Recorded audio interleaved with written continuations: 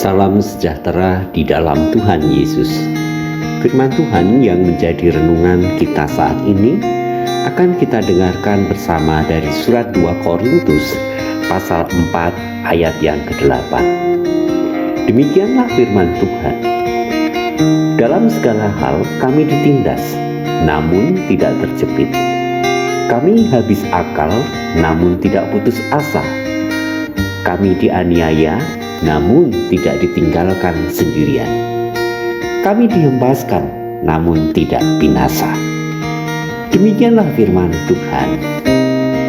Bagi saudara penggemar sepak bola, pasti tahu klub Liverpool, salah satu klub sepak bola terbesar di Inggris.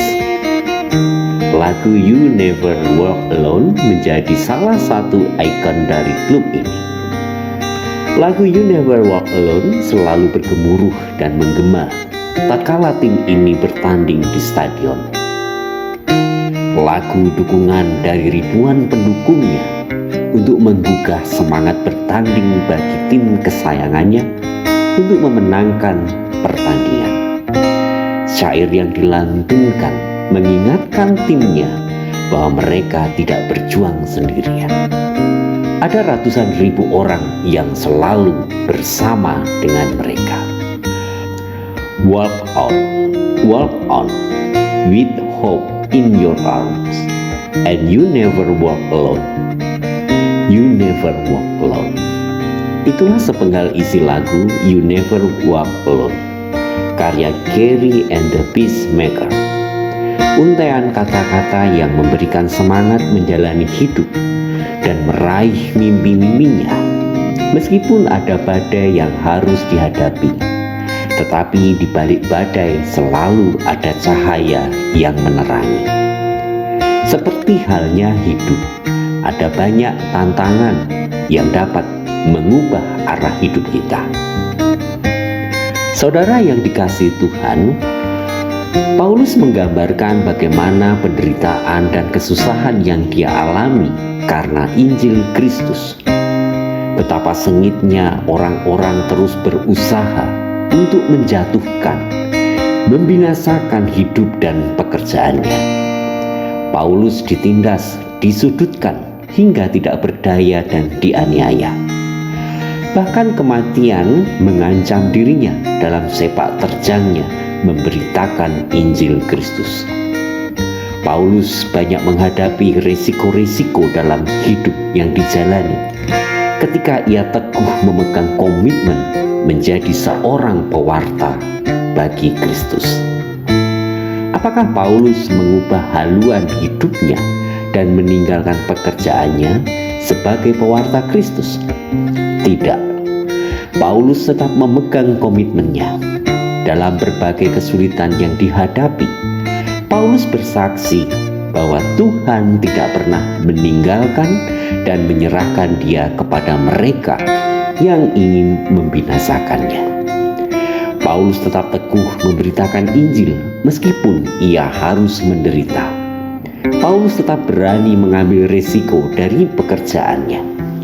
Baginya, ini adalah panggilan dari Tuhan bagi hidupnya. Meski melalui berbagai tantangan dan kesulitan, ia meyakini bahwa dengan penderitaannya, pemberitaan Injil Kristus akan terus berbuah. Saudara yang dikasihi Tuhan, dalam sebuah pekerjaan kadang kita akan selalu berhadapan dengan berbagai tantangan, kesulitan, bahkan penderitaan. Tentu tidak ada seorang pun yang ingin menderita karena pekerjaannya. Tapi hal itu tidak bisa kita tolak. Tidak ada pekerjaan yang nyaman. Apakah dengan kesulitan, berbagai risiko itu kita akan lari dari tanggung jawab menjadi seorang pecundang?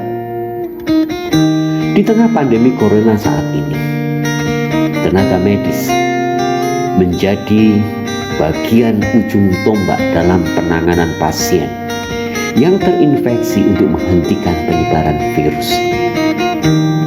Kita tidak bisa membayangkan situasi yang bergejolak dalam hati mereka saat ini. Tidak tahukah kita bahwa mereka pun menanggung resiko dari panggilan pekerjaannya. Resiko terinfeksi virus, resiko berpisah dengan keluarga, dan resiko ditolak masyarakat. Bahkan mereka yang gugur dalam memperjuangkan kemanusiaan pun masih ditolak oleh masyarakat. Ini adalah sebuah fakta yang mereka hadapi saat ini. Saudara yang terkasih, kiranya Paulus menjadi teladan yang baik bagi kita semua, yang tetap teguh bekerja memberitakan Injil meskipun menghadapi berbagai resiko. Kita mengimani bahwa Tuhan tidak pernah meninggalkan saudara dalam pekerjaan yang mulia ini, untuk kehidupan yang membutuhkan pengorbanan dari saudara. Tuhan tetap setia memberikan kekuatan, kemampuan untuk menyelesaikan pekerjaan-pekerjaan saudara. Saudara semua tidak berjalan sendirian. Kami saat ini semua adalah pendukung setiamu yang tengah memperjuangkan kehidupan bagi sesama. Mari bagi kita semua, bukan hanya menjadi pendengar atas berita yang dialami oleh saudara-saudara kita, tenaga medis yang berjuang untuk kemanusiaan.